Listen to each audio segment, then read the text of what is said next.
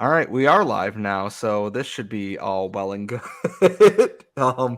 As we've done this before, we know we've done this before, and this is the first time ever that we've looked at this, and we already have 8 people watching. That's well, good. At least the hype's working out. So, hi everybody. This is the outlaw version of Locked On Canadiens Live, as we are experiencing some. I'm not going to call them difficulties, but we're going to call it something redacted that I'm not going to say on this show. We were able to get something figured out for a live stream, but you obviously see that we are missing some of our Locked On Canadiens branding and everything here in the background. The next time we do this, which will probably be the NHL Draft, we will hopefully have all this figured out for you properly as we iron out the issues here. For those of you who are joining us, welcome. This is have we done just a live episode that wasn't reacting to anything, Laura, or no? We did one with Tony, actually, although it was technically a reaction. It was shortly after the draft. It was kind of an analysis, not an immediate reaction. And it was with Tony again. It was all the players the Habs had drafted. That makes sense. So I guess that, yeah. Anyways, that was on our old platform. We were on our new one, which I'm bad at introductions here because we are scrambling to put everything together here. I am one of your hosts. I am Scott Matla. I'm joined by the active stick, Laura Saba. And we have our best good friend tonight, Tony Ferrari of The Hockey News, our favorite draft expert. Don't tell any of the other draft people we have had on. We are not causing a scouting service civil war on this podcast yet. That's next year's plan in the Locked On Canadian Cinematic Universe. Tony, thank you for bearing with us, and thank you for jumping in for the show here tonight. I'm happy to join you guys, and I don't mean to brag, but you are not the first person to say I'm your favorite. I was listening to a podcast earlier this week, and they were like, oh, yeah, we had Pronman on this year, we had Wheeler, and of course, we had our favorite Tony Ferrari. And like, I'm just listening to the podcast as a fan, and I'm like, oh, okay, cool. That's nice to hear. Thank you. It is. We've already got people starting to pile questions in here. I guess the biggest thing is that I'm just going to come right out and ask the question here, Tony. We're going to start off with a bang here. You are Kent Hughes, fellow bald man of power in this situation. You approach the podium in Nashville after thanking everyone in 2 different languages and saying to try the hot chicken. Who are you selecting at 5th overall, assuming the first 4 picks are Connor Bedard, Adam Fantilli, Leo Carlsson, and Will Smith? I'm going Matvei Michkov. I think the Canadiens have a good base and foundation. They have a lot of really good players, fun, exciting players, but they don't have the superstar, the potential superstar. I think Cole Caulfield's going to be a very excellent goal scorer. He has a lot of fun in his game. Nick Suzuki's an excellent captain. I think he's the exact guy you want to put the C on in Montreal, but I think you need that guy that can be an actual true game breaker at any moment's notice. I think Cole Caulfield can get you that goal, but Matvei Michkov can do something that's going to put a highlight reel on SportsCenter, both in America and in Canada. So there's a lot to like about Matvei Michkov's game, and that's probably why I go with him, because at the end of the day, whoever you're drafting at 5th overall, whether it's Will Smith, whether it's Oliver Moore, Ryan Leonard, David Reinbacher, who I may not do, you're probably waiting 2 or 3 years anyways. So why not just wait the 1 extra for sure year, wait the 3 years, get Matvei Michkov, and be happy with all the highlights he's going to create on an entry-level deal from the ages of 21 and 24. See, I love that because, like, I'm on the same page as you, and it's like, go for the home run swing. Get you that superstar. And I've come to accept that I like Ryan Leonard as a player, and when we talked with David St. Louis from Elite Prospects, I referred to David Reinbacher as beige paint in this draft. He's fine. He's not special to me in a certain way, but he's fine.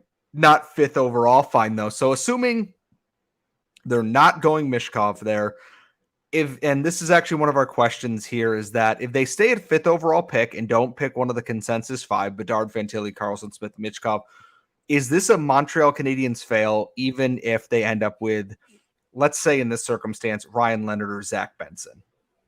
I'm going to say no. I think Ryan Leonard and Zach Benson are very good players, and I think the argument can be made based on the fact that some teams are afraid of the Russian factor. Some teams are afraid of him having to wait 3 years. And then who knows what's going to happen in 3 years. We don't know what the geopolitical situation is going to be like. We don't know a lot of things, and in Russia is a big unknown. So if you're going to go with a guy like Ryan Leonard, sure, I get it. He brings a lot of fun, a lot of physicality to the game, and he's got the offensive pop, and I think he could be a perfectly good player in the top 6 for the Montreal Canadiens. Zach Benson's an excellent, excellent player, maybe the smartest player in the entire draft. So I think he's certainly in that range. I have him at number 7 on my board. At the end of the day, I think you're going to get a very good player at 5th overall. Like you said, if they do go with David Reinbacher, beige paint is it's an apt way to describe him. I feel bad because he seems like a nice kid and he seems like he's a very smart kid and he's going to be a fine NHL player. It's just like, I look at Zach Benson right there, and yes, he's small. That's the Canadiens' second best player on this team is 5'8" on a good day and will score 40 goals next season if he's healthy. I don't understand. Like, he's the one name I haven't heard mentioned like at all with the Canadiens. And he seems to be exactly what they might want and what they might need in that top 6 role there. I don't think he is a winger, if I'm not mistaken right now. But he works hard. Like I said, he's smart. Everything is up here with him that translate on the ice. And we've talked a lot about how Martin St. Louis is play with the knowledge and the space and everything around you. Is that just not Zach Benson to a T based on his junior career so far? It really is. And I think that's the big thing with Zach Benson is you see what Martin St. Louis has done with so many other guys, whether it's Cole Caulfield, Nick Suzuki, or different guys in that lineup. And you go, man, if he could unleash a Zach Benson in a couple of years when he's ready for the NHL, that could be a really, really special player. It's going to be interesting, though, because like I said on Twitter the other day, and I got some pushback from different people, but I think we need to stop chasing the next Braden Point. Stop chasing the next Mort Seider. You're not going to get that guy. I don't care what you do, what you say, how smart you think you are. It's just the reality of it is every player is different. And I'm not saying don't use player comps. Use player comps if you want. They're not my favorite thing, but if you want to use a player comparable, go, yeah, this guy is a blend of player X and player Y, and he does this, that this player does, this, and this, that this player does, and that's what makes him special. Sure, 100% do that. But going and getting a guy from not an obscure league, but a league that's lesser known, against men because he's 6'4", a physical defender, and you've seen him make a couple plays on the power play, he's got a big shot, and going, this is the next Mort Seider. We're going to be the smartest guys in the room. A lot of times when you're the smartest guy in the room, you end up with Shakir Mukhamadullin, who's not a great player, if we're being completely honest. Physical tools are there, but the IQ and the ability to play the actual game of hockey is a bit more of a challenge. And while he's probably going to be a perfectly fine third pair defenseman, that's not what you want at the 5th overall pick. And while I think David Reinbacher is certainly better than Shakir Mukhamadullin, it's not Mort Seider. I think this draft class, you're looking at all the talent up at forward. You don't want to reach on a defenseman. I think you looked at all the young, promising defensemen in the Montreal system last year, whether it was Caden Gooley, Arber Xhekaj, Jordan Harris, all the guys coming up. You have other guys in the system. Don't reach on the defenseman here. Go get the forward, go get the talent, and then get a defenseman later on in the draft because you have extra picks. Use that Florida pick and wait for whatever defenseman falls. Who knows? Maybe it's Mikhail Guliev. Maybe it's Axel Sandin-Pellikka. Maybe it's a different defenseman that you really like. Maxim Strzerbek would be a really good option late in the first round if that's what you really want. But reaching for a defenseman in the top 5 seems like a mistake, in my opinion. I'm actually glad you mentioned 31st overall because we have 2 questions asking, you specifically, if they keep that pick, which it seems like it's the prime option to try and use as trade leverage at some point. Who are you picking if you are picking? Because I talked to Strzerbek at the draft combine, and he seems like he seems to lack some of that sizzle that you would get with an Axel Sandin-Pellikka, which if he drops and he's there at 31, the Canadiens should be just sprinting to the podium. But who are you picking at 31st overall, regardless of position, if you are in the role of the Montreal Canadiens right now, looking at all things considered here? I'll give you a couple players. I'll give you a player on defense, and I'll give you a forward. And I think the first guy I'd go with is winger Alex Tiernek, a guy that plays in Sweden. He's a Slovak kid. At a lot of tournaments, whether it's the U18s last year or different tournaments, he's outshone Dalibor Dvorsky on that team. He's the kind of the guy that stirs the drink, the guy that drives the boat, and makes Dvorsky look a lot better than what I think he is. I think Dvorsky's a perfectly fine player, but he needs someone to do a lot of the work, and he's a great finisher. And I think that's what the magic is between those two. They've been best friends for years, and they played on the international teams for years. And Alex Tiernek is certainly not getting the love he deserves. He's a guy that plays with an incredible amount of speed, a ton of pace. He's got great hands. He's a really silky smooth playmaker. I talked to him actually earlier today. I did one of my videos with him, a game tape video. And listening to him break down some of the video, his reasoning on why he does certain things, whether it was at the junior level or at the Allsvenskan level against men, it really showed the development mentally with this kid. I think he's going to be an outstanding player. He's at 22 on my board, but I've seen him in the second round. I've seen him even early third round. So I'm taking a guy like that right around that 31 pick. And if you really want to go for a defenseman, I go for another guy that's a really good skater, and that's Taylor Molendik. Really, really good skater, excellent defender in transition. This is a guy that you watch and you go, man, he must be tearing it up. He must look at all the points that this guy's probably going to be scoring on the score sheet. You look at his stats and you're like, oh, that's not quite what I expected, because he has all of the tools in the world that you'd want offensively. He's an excellent four-way mobility. He skates at the blue line so well. He's an excellent passer. There's so many things that you're like, man, this kid's so good.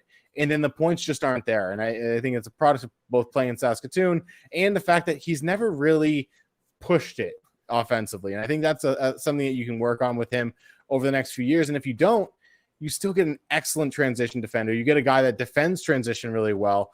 He's one of the best at using his stick to break up the play when the oncoming rush is coming. And he just disrupts things, gets the puck out, and moves it back up the ice. And he doesn't spend a whole lot of time in his own zone. When he does, he's only a 5'11" defender, so there are some issues, especially defending in front of the net. But when he's in boards and working in the corners and stuff, he does a really good job of establishing body position, finding a way to get his stick in on the puck and work the puck free without having to go in there and being the big bruising defenseman. And I think the fact that he's doing it at the WHL level is a testament to his skill and his knowledge, because you can do that at the QMJHL level, and this is no shot at the Q, but it's a bit of a less intense league for lack of a better term. And the WHL is probably the most physical league in the CHL. So seeing him do all that at the WHL level is really good to see. I think that's a big thing for him. So if I'm going defenseman, Tanner Molendik is probably the guy I'm looking at around there. And if I'm going forward, Alex Tiernek is just an absolutely outstanding pick. And in my opinion, he should go around the 20th pick, but he's probably going to fall a little bit further than that. I just wanted to say hi. I haven't spoken yet because I was busy trying to tweet the show, because we had so many difficult technical difficulties that it took a while to get it together. I just wanted to say hi to all our listeners. I want to ask you, because this is coming up, and I know like somebody said, a goalie could be an option for 31st pick. I'm always curious because goalies always feel like voodoo. I just find that normally a first or second round pick isn't usually used on a goalie. Why is that? Is it just because the development curve is too unpredictable? I think part of it is because people don't know what they're looking at when they see a goalie. They see a 6'6" guy and go, that dude's sick, because he's huge. I think a lot of times teams don't have goalie specific scouts. Teams don't have anyone that's really looked into the position at all. And I'm not saying I'm an expert by any means, but I realized that after my first or second year doing this, and I went, I should probably at least go and watch a bunch of YouTube videos, spend all the time I can, talk to a couple goalie coaches locally and around the leagues that I know, and see what they're looking for, see what they want out of a goalie, and kind of learn that side of the game, because it really is a different position. I think so many people that scout and analyze and do anything from podcasting to writing to actual NHL work within a team, when they grew up playing hockey, whenever they played NHL in the video game, whenever they've played street hockey, they usually play forward or defense. They know what to do out there. Nobody wants to be the goalie. Yeah, no one plays goalie, right? And the guys that do are too crazy to get into NHL scouting. They're usually off analyzing the universe or living in a forest or something like that. So it's one of these things where you just don't have people that know what they're looking for. So I think the big thing is you need to find somebody that understands the goalie position, and then don't rush for it. At the end of the day, we just saw Aiden Hill win a Stanley Cup. We've seen Antti Niemi win a Stanley Cup. Aside from Vasilevsky, like we saw Marc-Andre Fleury win a cup, but it was because Matt Murray it was because Matt Murray took over for the last two, right? It's one of those things where it's like it just sometimes doesn't really make a ton of sense. You need to see the system in front of the goalie play well as well. So I think a lot of it is teams don't know and teams are too afraid to learn. So while I think drafting a goalie in the first round is not always the best idea, when you see a goalie like a Jesper Wallstedt, like a Yaroslav Askarov, you go, that's a guy that can be special. That's the guy that can be that star goalie, the Andrei Vasilevsky, the Marc-Andre Fleury in his prime, and one of these guys that can get you to the Stanley Cup. With that said, draft a goalie in the second or third round. With that said, no, I was going to say just draft a goalie late. Just draft a goalie late. Because one of the things to me is that there must be some sort of thing that people are looking for. So you've spoken to goalie scouts and things like that. Like, is it an agility? Is it like an athleticism? Is it an instinct? What are they looking for? Because I full disclosure, I'm that insane person. I never played hockey, but I was a goalie in soccer, right?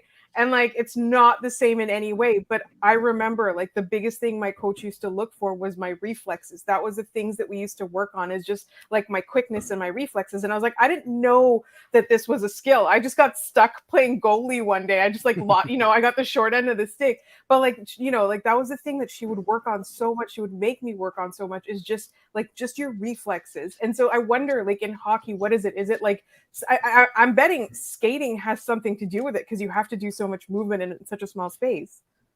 Yeah, skating is the big thing, and it was something I never thought about when I first started looking at goalies. Is skating was the first thing always mentioned, and fluidity was the second. And I think they go hand in hand a little bit. If you can get around the crease and get from side to side, move laterally, and stay in control of your body, I think that's a huge thing. I think so many times we look at a goalie sprawling from side to side, going laterally from post to post, and you see his chest come down, you see him facing on the ground, and at the end of the day, that's a lot of times just a guy making a desperation save or making a desperation attempt at the puck. But you want to see the goalie's chest stay up when he's moving laterally. You want to see him kind of go into the post cleanly without a lot of that rattling. I remember earlier this year, we had guys like, I know Matt Murray, there was an issue with. There was an issue with the Vegas goalie at the time. I think it was Logan Thompson and maybe someone else going into the post and just knocking it off constantly. And it's because they're going in without control almost. And I think that's a big issue.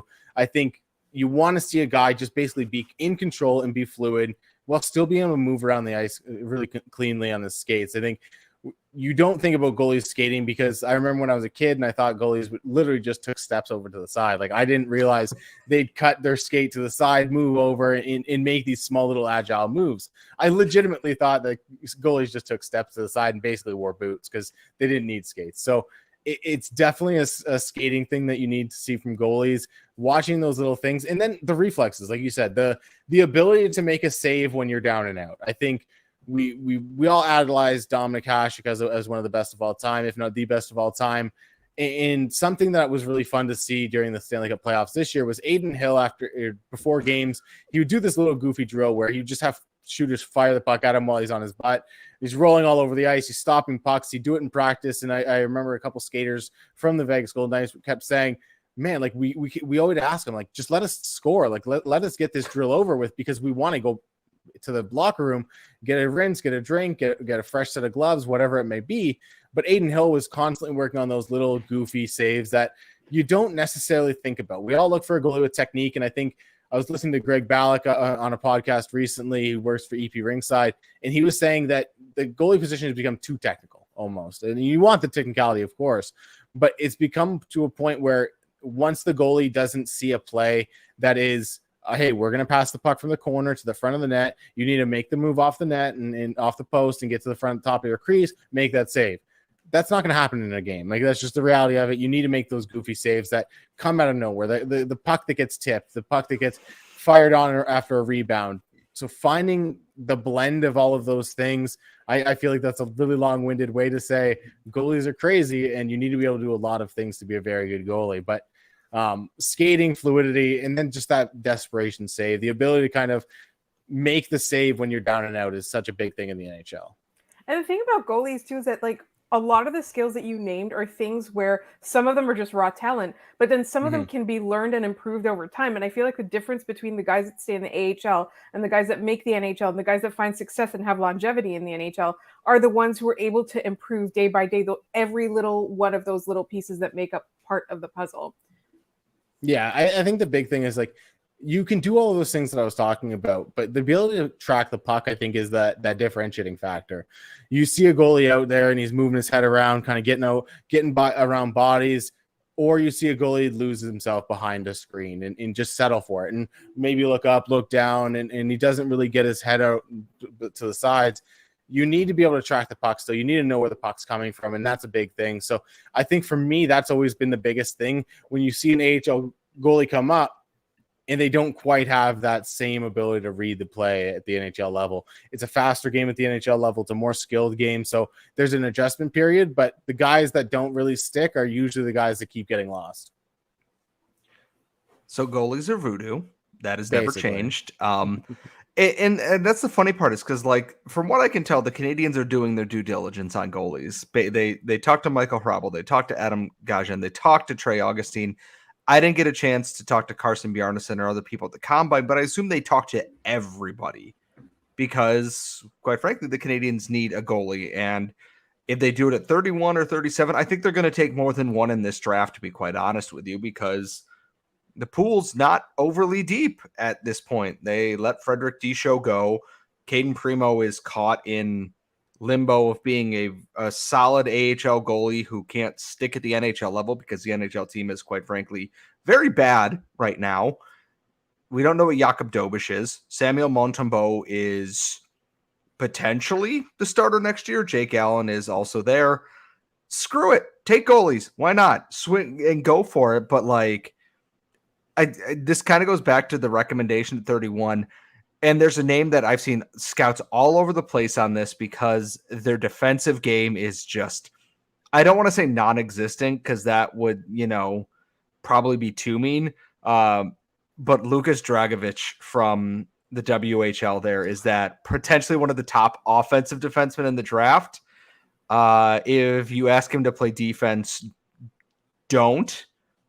But my understanding is he switched from forward to defense, has an idea of what he's supposed to be doing, just not very good at doing it. Am I in the realm of kind of summing this player up right now?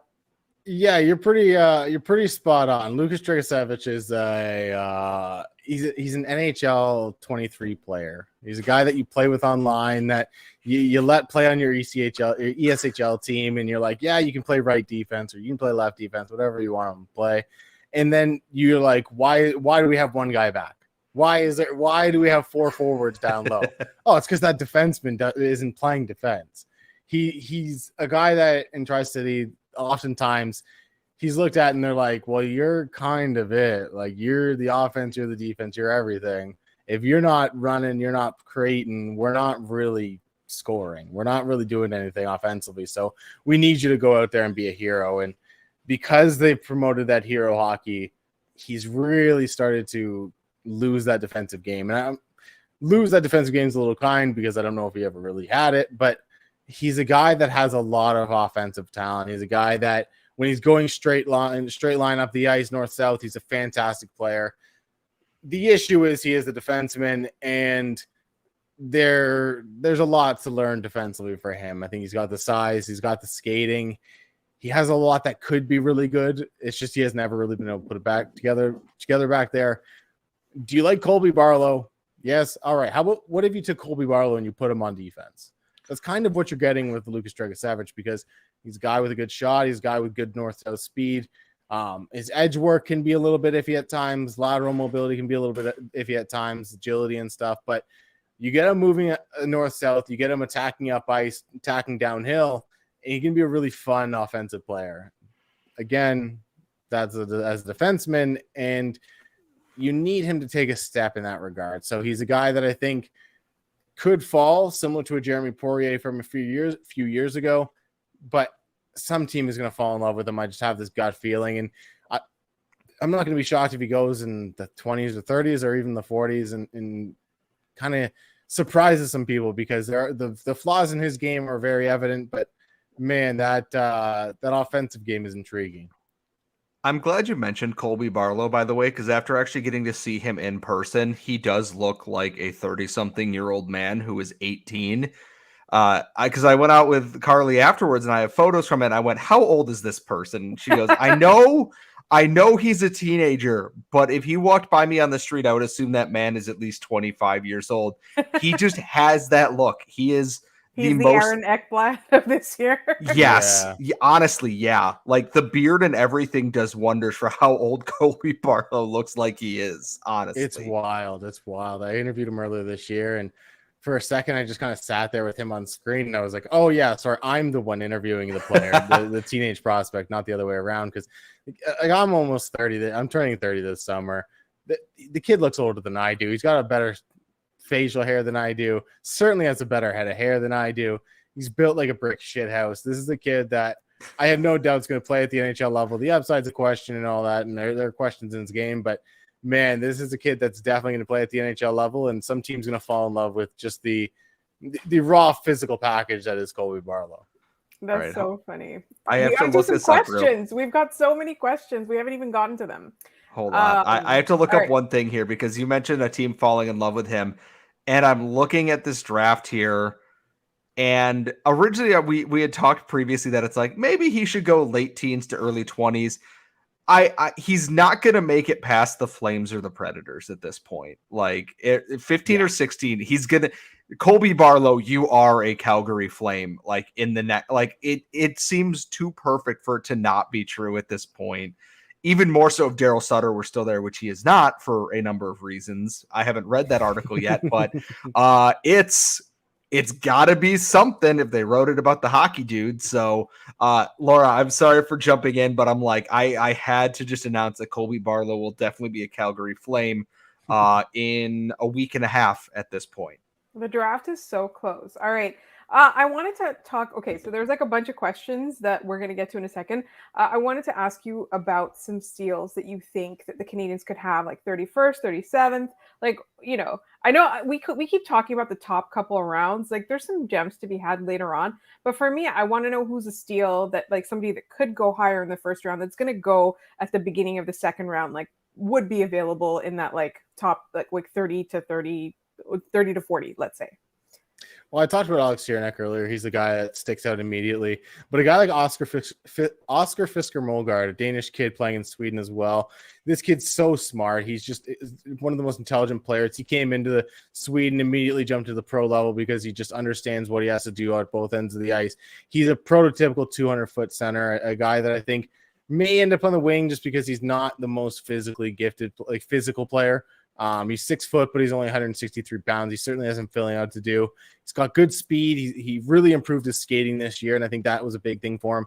And his offensive game still has room to grow. I think he's not a guy that you're like, oh, he has no offensive ability. You're a guy that goes, where is that offensive ability going to stop growing? Because you see him constantly adding little things to his game, little slip passes, little moments of deception when he's with his puck handling. He's got a good shot, and there are things that are growing.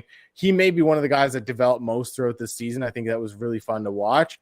And I think that's going to be a guy that you should watch in that range. A guy like Grayson Sachin, another really pro-style guy, played for the Seattle Thunderbirds in the WHL this year, was a pivotal member of that team early on in the year when they started adding guys like Brad Lambert and Dylan Genther and stuff.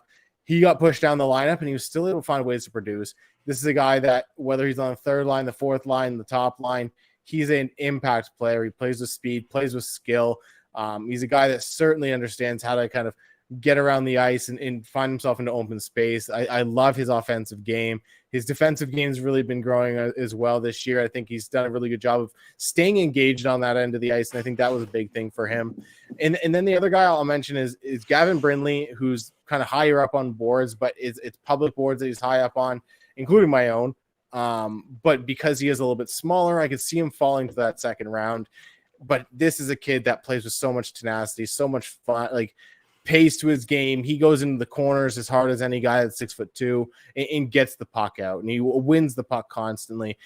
He went to the World Juniors, and prior to that, playing with the University of Michigan, he was having a fine season, but not a great season. I think he was doing a lot of things that were the right thing. He just wasn't getting paid off for it. Went to the World Juniors, had an excellent tournament there as the third and fourth line player. And then came back to Michigan in the second half and absolutely exploded. Behind Fantilli, he was one of the most productive players in the NCAA in the second half of the year since post-World Juniors. He was a fantastic member of that team going into the playoffs and really driving that team to the Big Ten title and into the Frozen Four. And Luca Pinelli kind of fits that mold without the raw speed of a guy like Gavin Brindley. I think he's a tenacious player that probably gets drafted second, third round. I think his older brother, Francesco Pinelli, had a lot of skating issues, a lot of pace issues, but he had so much skill, so much intelligence, so much playmaking ability. And Luca Pinelli has all that this year, and he doesn't quite have the same skating issues. And I think a lot of people are taking his brother's skating issues and just kind of dumping it onto him.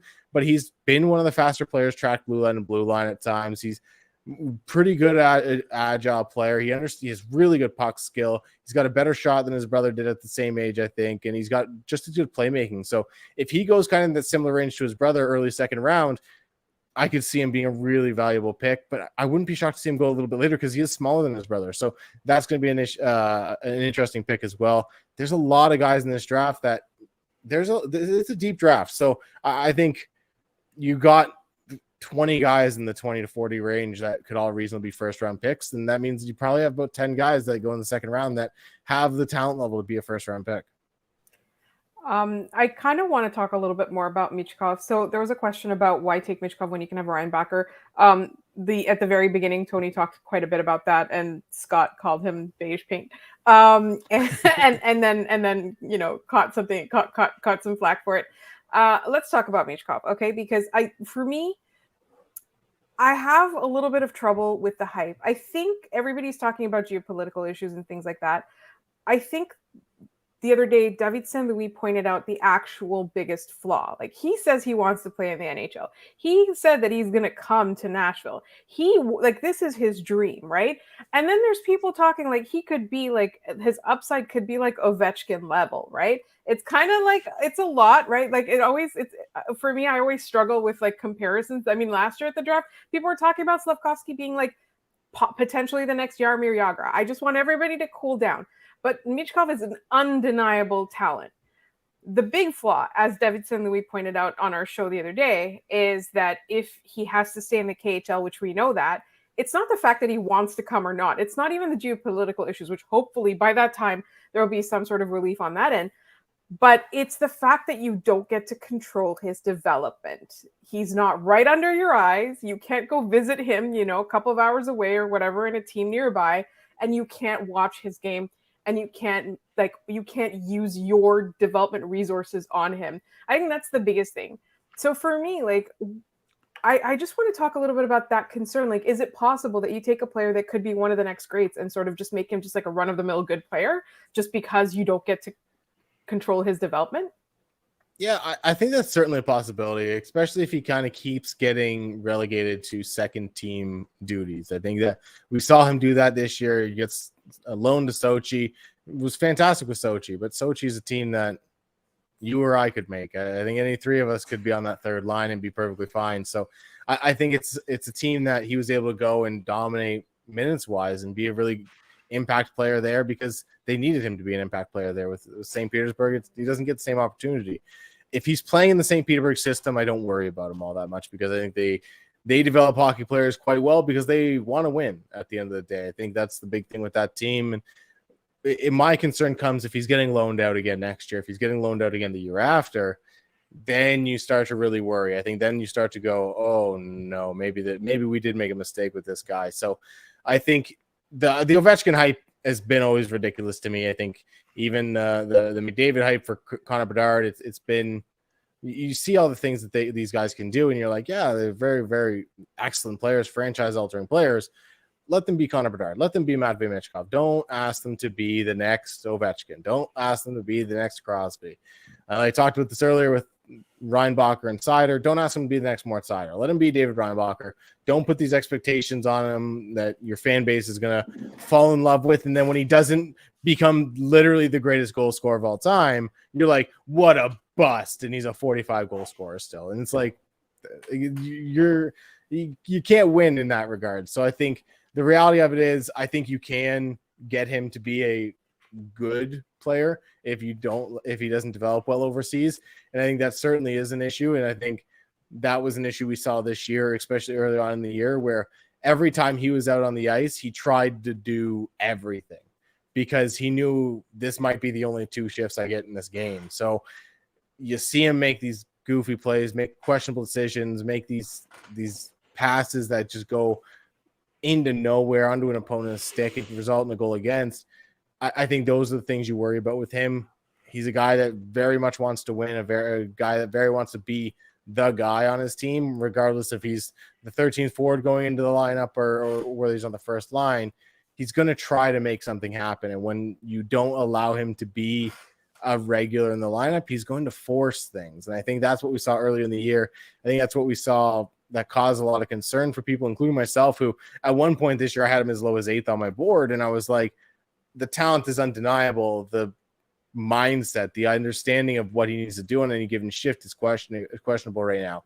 A lot of those concerns were fixed in Sochi when he went there and he was told, hey, we're going to give you ice time. Don't worry, don't force things. And he kind of figured it out, played within a system. That was awesome to see. But when he was out there in SKC in Petersburg early in the year, just run and gun hockey, playing the wildest hockey you've ever seen, doing things that just don't work at the pro level, even in the KHL, you go, you have all this talent. Why are you doing this? And I think that's certainly a real concern. And for me, like I said, the contract has never really been an issue for me. If you're drafting a guy at 3rd, 4th, 5th overall, outside of this year, which is a ridiculously deep draft, ridiculously high-end draft, outside of this year, you're waiting 3 years on a guy. I mean, look back at the 2021 draft. How many guys from that draft are making an impact right now? Not that many. How many guys from the 2020 draft are making a big impact outside of a couple of guys? Not many. They're just starting to get there. They're coming out of college. They're signing at the end of the year, playing a few games. Wait the extra year. Let this kid come in the lineup. But he's got to be doing it in a positive way and developing in a positive way. And if he's with St. Petersburg, I don't think that's going to be an issue. If he's getting loaned out multiple times again, then you start to see the issues. We have a question actually from Sebastian High in our chat here as well. Hello, Sebastian. Love to see you here. What's the report on Unger Sorum, which, if I am mispronouncing that, sorry, and Bradley Nadeau, 2 of his favorites in this draft class, and a name, the second one that is one that I've actually heard mentioned quite a few times. Well, I'll start with Bradley Nadeau because I have a lot of positive things to say about him. He's a fun offensive player. He's got a killer shot. I think going to Maine next year, if I'm not mistaken, that's where he's committed. He's going to be a really, really good player. I think that's going to the NCAA route was the perfect route for a player like him, where he's going to need to physically develop. He's going to need to take some time. He's not going to be in a rush. I think that's a really smart thing for a player like that to do. I think there are a lot of players looking at that route and going, that might be better for my personal development long-term, my path to the NHL. And I think that was an excellent choice by him. He's got a great shot. He plays with some speed. I think sometimes he can get – the reality is sometimes he's just very clearly the best player on the ice, and he knows it. And he gets a little dink and donkey and tries to do some crazy stuff. And a lot of times it works at the BCHL level. So it's a guy that when he goes to the University of Maine, when he goes to the NCAA, he's going to be able to iron those things out over the next year or two and really come into the player that he is. I think he's a very high-end offensive player. He's a guy I think is going to be really interesting in terms of NHL talent over the next few years. I think he's one of the few junior A players, in my opinion, in this year's draft that are going to be a legit NHLer. I think him and Nader Suniev, who's a teammate of his, are both very, very good players. As for Felix Unger-Sorum, he's a guy that there are times where he flashes these offensive tools. There are times where he does these things, especially at international tournaments, where you're like, oh, that's a player. Like, that's a guy I want to watch. And what I do at the under 18s, U20s, whatever tournament it may be at, I watch a guy and I go, all right, I need to circle back on this guy. I'm not going to change my ranking on a guy just because of a U18 tournament, 7-game tournament. At the end of the day, it's a 7-game sample. It could be the hottest 7 games of players played all year. What I do is I circle his name. If I circle his name again, circle his name again, I make some check marks. I'm scribbling all of this kid's name on my notebook, or I'm constantly tweeting about him or something like that. I go back and I watch a lot of his club tape. I watch a lot of his home team, and I go, is he doing the same things? Is he still processing the game the same way? Is he affecting the game the same way? Is he making the same kind of impact? And while I think Felix Ungersorum does sometimes, there's just so many stretches of play where I just don't see him being an NHL player. And I think a lot of it has to do with just translatability, overall impact in terms of doing the right thing to further the play. I think he's a very opportunistic player, a guy that can, at a U18 tournament, feed off of really high-end players that he's playing with, or kind of make that one last play, finish a play with a good pass or a good shot. Can he be the guy that does a whole lot beyond that? I don't know. And there's not really a role for those guys, especially when it's not super elite. I think that's the big thing with him, is he doesn't have that tool that's going to get him to the next level with so many other kind of gaps in his game. I don't even want to call it flaws, because it's just areas of his game that don't really come into play. I want to bring up a question that's not specifically player related, but kind of could be. So earlier this evening, Trizak asked us thoughts on Arpon Basu's trade in the Athletics mock draft of picks 5 and 31 for 9 and 17. Now, let me just tell you something. Scott and I are not a fan of trading in mock drafts. Do you know why? Because usually there's 32 people that cover separate teams, and there's 32 people that are in a line waiting for their chance to draft, because we have to do videos, we have to write blurbs, and then somebody goes out there and they're like, I want to make a trade. And then you have to find the other host or the other listener or whatever, the other writer, and then you have to agree on a trade, and this whole thing. Anyway, don't do this in mock drafts. In mock drafts, just look where your team is picking and find the best player available. Anyway, that's what I was going to say. Laura, when people trade in mock drafts, it brings everything to a standstill, like you're watching a car accident or something. So or the 2020 draft. Oh God, the 2020 draft the 2020 and the 2021 draft that lasted 37 hours over 2 days and just took forever, and no one was, because you have people who are sitting in their offices at home trying their best to be interesting. I had one other question here too off a player, and this doesn't come out of our chat. It's Braden Yeager is a name that went from being like a guaranteed top 10 pick to just someone that I don't see a lot of people talking about them in any way, shape, or form. And I don't know if that's just because Zach Benson and Ryan Leonard and Gabriel Perreault have come on so strongly, Oliver Moore in there as well, or if it's just something else about them that they either didn't test well or they didn't like something in their game. Because I'm looking at their stats, over a point per game in the WHL, alternate captain in Moose Jaw, over a point per game in the playoffs.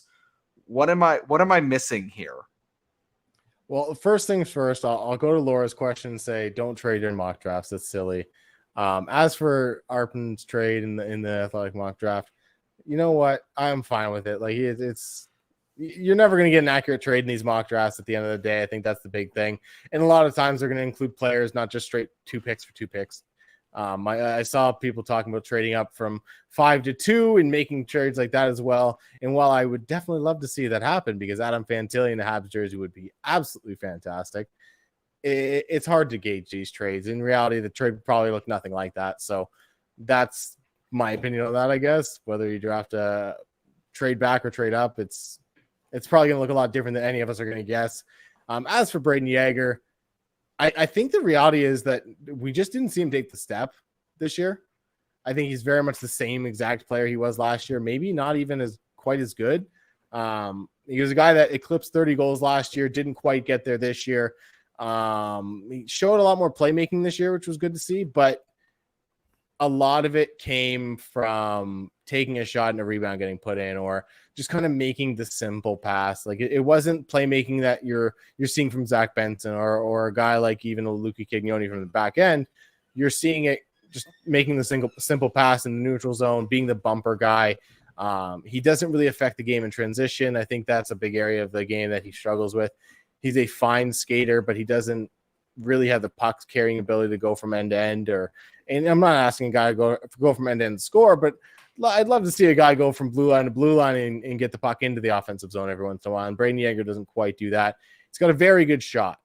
He can make a simple pass. His defensive game, people can be calling this guy a two-way center all year. I've been trying desperately to find the second way. It just hasn't existed.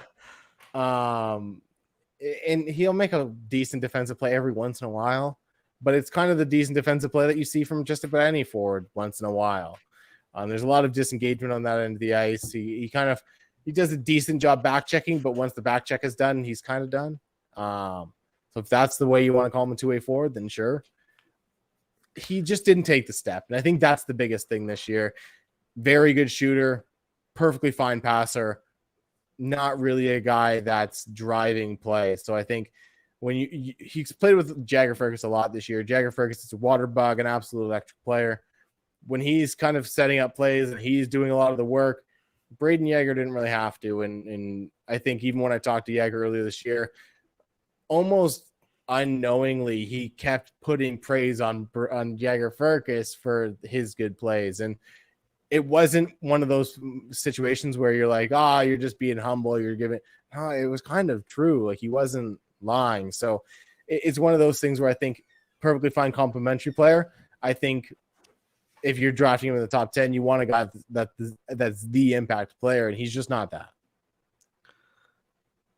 We have a question about the London Knights. This also comes from Trizak, and I'm going to piggyback. Who do they buy now?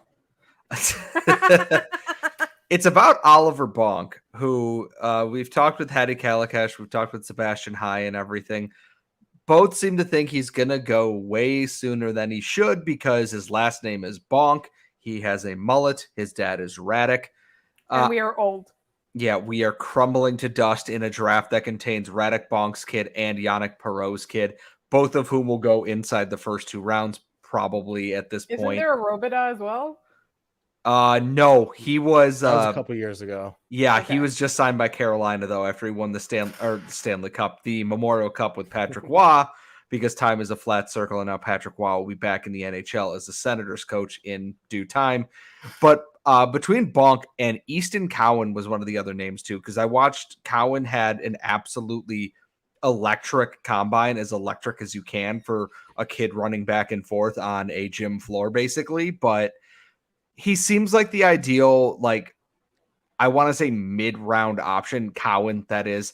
But I'm also curious what your thoughts are on Bonk here as well, because everyone seems divided on what his upside is.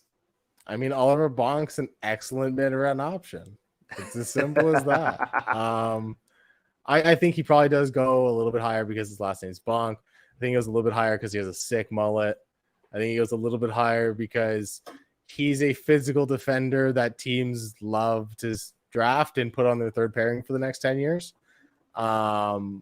He's a perfectly good player. I think he's a very good skater. I think that's a big asset. You see every once in a while, every 4 or 5 games, he does something that you're like, oh, that was sweet. That was a nice offensive play. That was a good choice offensively. But then there are so many times where he's just getting the puck in the defensive zone and glassing out. The way I kind of look at Oliver Bonk, and I think it was Will Scouch, good friend of mine, that said it, and he goes, if you like Luke Shen, you're gonna love Oliver Bonk. And I don't love Luke Shen. It's not 2009. He's my best friend. I love Luke Shen with a passion that my girlfriend does not understand. The passion, it's back, baby. Oh, baby, Luke Shen is back. Luke and Savior. Do you remember that? Our Luke and Savior. I was there for that. Oh God, I probably had the shirt. I see. That's the thing is, you're like, do you like Luke Shen? And I go, if this was 2011, I'd go, yeah, sure. Physical defenseman, responsible in his own zone. That sounds great. And now I've watched like Lane Hudson for a year, and I go, nah, I want the dude who's going to be like, you know what? I'm going to pull some shit out of my butt that's going to light your hair on fire. And that's what I want. And I don't care if that's a forward. I get it. You need safe forwards. I love Owen Beck. He is a quintessential middle six potential NHL forward. Responsible, smart, reads the play well. But then I look at like Lane Hudson and like what Sean Farrell can do. And when Cole Caulfield is cooking the way that he wants to, and I go, yes, just right into my veins. If you're going to be bad and terrible, at least be exciting in this regard. It's like, and that's what I want out of this draft. Like if they pick Bonk, it's like, okay, fine. But I want the overarching theme here is take a swing at something. You know, I like Slavkovsky. Fine. They took a swing with Machar. Great. Okay. Beck, great pick. Like that. Safe. They took a swing with Lane Hudson here. That's all I want. Like, it's just be fun. Who, like, Exactly. excluding Bedard and like the names here, I guess the question is, who is the most exciting player in the draft? If we're excluding that, the Smith, the Fantilli, the Bedard, the obvious answers, who is that person that you go, yes, it's just like I snorted a roll of Columbia off my table and like I can feel my hair standing on end watching this player. I want to know who that person is. There's a few guys that could be that. I think if you're going to draft Bonk, what I'll say is I can settle with the Canadiens drafting Bonk at 31, but take Michkov at 5. If you do that, I'm happy. Like you said, balance out the picks, take the risk, take the safe guy, whatever, do it. As for the guy that makes you feel like you've just got the best head buzz in the world going, Otto Stenberg's the guy that I absolutely love. He's so fun to watch. He's methodically cerebral. He'll rip you apart. I remember a time where I watched him. I was over in Plymouth watching a Five Nations tournament. He was playing for Sweden against the United States. He scored. He just kind of shot the puck off the rush. It went off a defender's stick and in, and he went over and thanked the defender. And I saw him do that live, and I was just like, oh boy, like that's my guy. I love when players do stuff like that, especially when they have the talent to do it. Like when they have the talent to back it up, you love to see it because a guy like Otto Stenberg was absolutely fantastic with the World Under 18s. He was a guy that I loved all year long, and then seeing the performance of the World Under 18s kind of just validated everything I'd been watching all year. He's an absolutely fantastic player. I think he's a guy that's like that. Jaden Perron's an outstanding playmaker for Chicago Steel. This kid makes some risky passes, but he makes them, and that's the key. He's a guy that sees lanes that you just don't imagine. He's a guy that will pass the puck at a defender as they're moving out of the way to get it to a player on his own team. There's so many things that this guy does with his vision. And then the one guy that I think has been up at the top of the boards, but he's fallen down a little bit. He's just inside the top 20 for me, is Andrew Cristall. He's a guy that has all of the offensive skill in the world, the offensive IQ. He's got an outstanding shot, maybe the best passer in the draft as well. He just absolutely tore up the WHL, finished just behind. I think he's finished tied with Stankoven or just behind Stankoven and Bedard, and then Bedard obviously finished first in the scoring race. This is a guy that has every offensive tool you'd want except for the skating ability. I often go, do you like Mitch Marner? Do you like Artemi Panarin? Do you like Kirill Kaprizov? Now imagine if one of those guys couldn't skate, because that's what you're getting with Andrew Cristall. All of the talent in the world, all of the skill. But man, if he can figure out how to get to an average NHL skating level, this could be a top line left winger, no problem, or right winger, no problem. There's so much skill and talent in this guy, and some of the things he does offensively make you just giggle. So I think he's certainly one of those guys in that group as well. But the skating is a huge issue for him. Well, the good news is you can fix skating in the year of our Lord 2023, especially when you're the Canadiens and you invested in all these sports scientists to do so. Cristall and Edward Shala have been two names that have like fallen down boards because of various. Shala just doesn't engage physically and Cristall can't skate. But if you're picking in the back half of the first round and you see that talent there, like you can't ignore that past a certain point. There's a point where you go, okay, we've passed that. Like I cannot pass this up anymore. I don't want to say Braden Point syndrome because it's the easy way out, and I don't want to compare those players to them. But at a point where you go, okay, he's still there. I can't pass this anymore. Like, I can't help but feel Cristal's going to fall way further than he should. And some team is just going to be like, yep, I will take that. I will fix your skating. And then boom, 35 goals. And I'm going to be just deeply upset. And that's just it. Like, you have these guys that are going to fall. And at some point, you're going to have to look at them, whether it's the DeBrincats, the Logan Stankovens, the Braden Points, the Nikita Kucherovs, even in the second round, and go, why? Why is no one taking this guy? And at some point, you just have to go, I'm just going to take that chance, because with the 44th pick or whatever it may be, it just makes sense. Like, who cares? Like, the second round pick's not likely to make it. If this kid makes it, he's going to be a stud. Like you said, with Edward Chalet in like, if he reaches the late first round or early second round, that's going to be a guy that could be a top 10 value player in this draft with his just pure skill level. There's a lot to like in his game. The engagement is always there, but if you can light that fire, man, this could be a really good player. If with Andrew Cristal, if you can get those feet moving, you're getting a really high-end player. So there's a few players in this draft like that, and every year there's some guy that falls, whether it's because he's too small, he can't skate all that well, he's just not doing this or that. But a lot of these things are fixable, man. Like, unless it's just a pure just lack of understanding of the game of hockey, you can probably fix a lot of it. That's never stopped anybody from picking somebody far too soon in any draft, though. Sure, they can't read a book or a play, but they're big. So, like, hey, Josh Anderson, if anyone's interested, he is for sale. Just call Kent Hughes. We'll take your first round pick and make this work. We're going to wrap here in a couple of minutes. So I guess we'll either open it up to questions here, or we'll just kind of make fun of whatever teams we want to for like the last 5 minutes of this episode then. Ooh. Who is going to trade for Alex DeBrincat and pay woefully undervalue and see Ottawa get screwed yet again? See, everybody keeps saying Pittsburgh because that's what they feel. That's where they feel he should go. But I think it's going to be Pittsburgh. It's going to be Pittsburgh because, one, they're going to trade DeBrincat and get like whatever prospects Pittsburgh has left at this point, which is like Pierre-Olivier Joseph, and that's about it, I'm pretty sure at this point, and like a first or something. And then in response, they're going to sign Michael Bunting. We've discussed this before, that Michael Bunting will be an Ottawa Senator, be an overpaid Ottawa Senator, or Michael Bunting will hilariously, now that he has been bought out, end up as a Vancouver Canuck. Also well overpaid for that role, because they're going to trade Connor Garland because they need to clear cap space. They're going to trade Tyler Myers and give up a first to get rid of that contract because they have to clear cap space.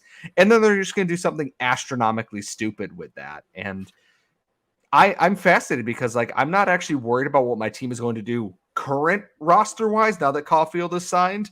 I'm panicking what they're going to do at the draft, but like, I don't see a way that they can possibly like completely screw up the roster here without like truly, like, it's not going to be Suzuki. It's not going to be Doc.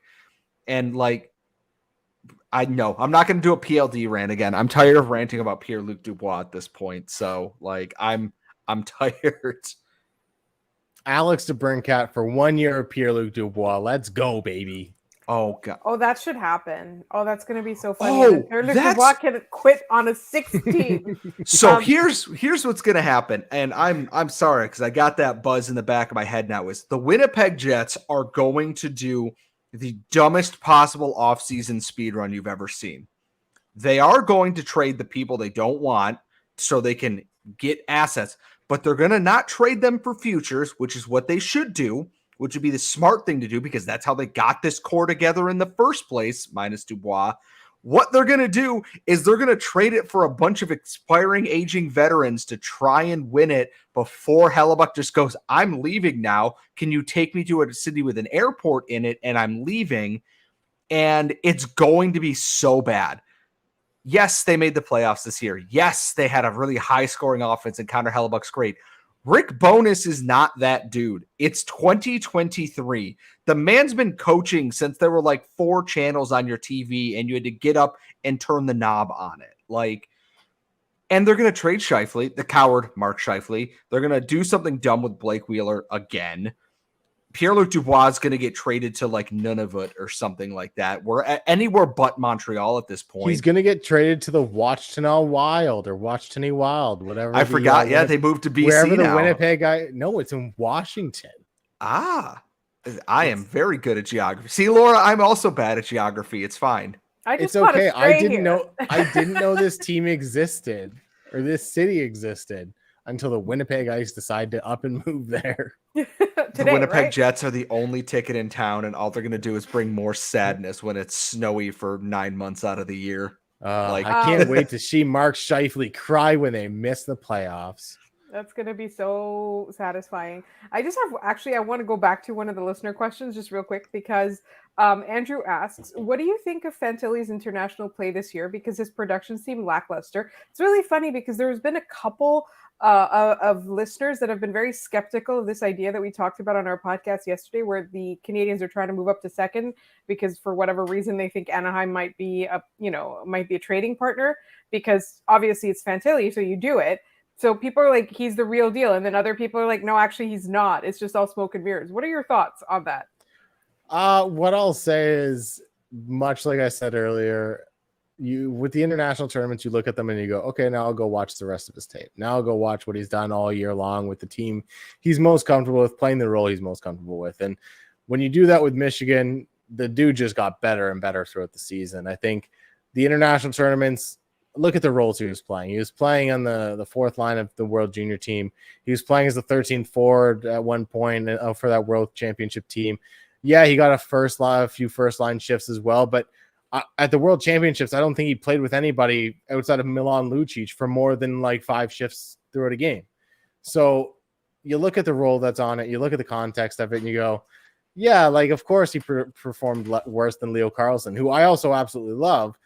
But it's because Leo Carlsson had Lucas Raymond and Jonathan Berggren on his line. And when he didn't have Berggren, like, there was other really quality NHL players.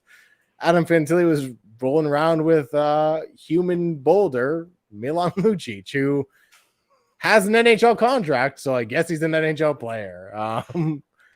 And so I have no worries about Adam Fantilli.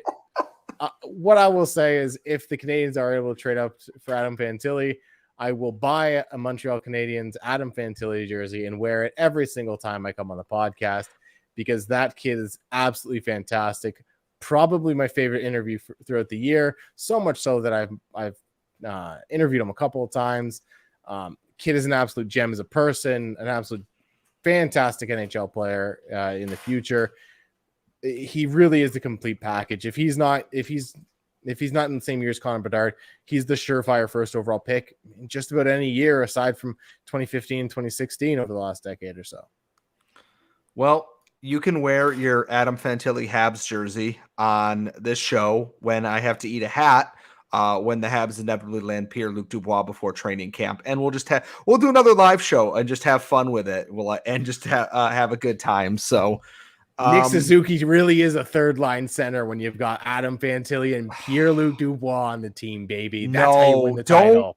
You forgot Kirby Doc's also on this team, which then he's a left winger now. I mean, that's fine. If they want to make Kirby Doc Nick Suzuki's winger with Cole Caulfield because they've got Adam Fantilli and Pierre-Luc Dubois. Oh no, how terrible for us. Oh, no. Oh, well, someone needs a rest day. I guess we'll just play one of the other centers then. That's better than having Anthony Richard be the second line center at some point because everybody literally died, except for Nick Suzuki. It's fine. You fired the entire medical staff. You don't need to hire anybody. Like, just let everyone get hurt again. They're gonna do the Aaron Rodgers darkness retreat, and everyone's gonna be fine next year. It's fine. Everyone's just. Are you telling me the Montreal Canadiens are gonna come out of a cabinet and sign with the New York Jets? Or no, the NHL equivalent, the Winnipeg Jets? What they're going to do is they're all going to do ayahuasca and just score a bunch of goals. And then when the goal lights start flashing, they're all going to be like, what is and just immediately have just some kind of retro trip out on the ice. And then they're going to lose in the NFC Championship game. And I can say that because I'm a suffering Packers fan during this. So instead of the storm surge after games, they just do an ayahuasca ritual. They just an ayahuasca bowl passed around. Anyways, before we get banned from YouTube and get a strongly worded letter from our bosses, Laura, do you want to wrap up the show? I just wanted to say thank you to everybody who joined. Like there were so many people over the course of this hour that I like. It's a Friday night. Thank you so much for giving us your time. Obviously, we know because the real star of the show is Tony. You were all here to see Tony. Tony, thank you so much for being here. And like before we wrap this up, just let everybody know what are your content plans over the next couple of weeks, and we're 10 days away from the draft. In the blur that is my life at the moment, you can find me on Twitter at the Tony Ferrari. You can find all my work at the Hockey News. Be sure to check out all my Game Tape with Tony videos, both on YouTube and on the Hockey News website. I've got videos up with Adam Fantilli, Connor Bedard, Leo Carlson, Will Smith, a lot of the first round picks that you can think of. Even guys like Braden Yeager, Callum Ritchie's coming out soon. Gavin Brindley's on there. Lots of guys still coming out. I think over the next few weeks, I'll have 4 or 5 still coming out right before the draft. And then catch me in Nashville, where I am going to try to survive the few days and see who gets drafted, because it's going to be a fun year. It's a deep draft. It's going to be a good one. Hydrate when you're in Nashville. Just there's so much fun stuff going on. Make sure you stay hydrated. My plan is to avoid any of the extracurriculars and just eat the hot chicken. Why not just do both? I mean, if Laura and I can do both, you could do both. You just get enough sleep and you hydrate enough. That's what you're going to do. No, Laura, if you're at the draft, you and I both know there's no such thing as enough sleep and staying, like I wandered to a Couche-Tard at 3:00 in the morning for a Gatorade in Montreal because I was thirsty and a little drunk. So we all make mistakes.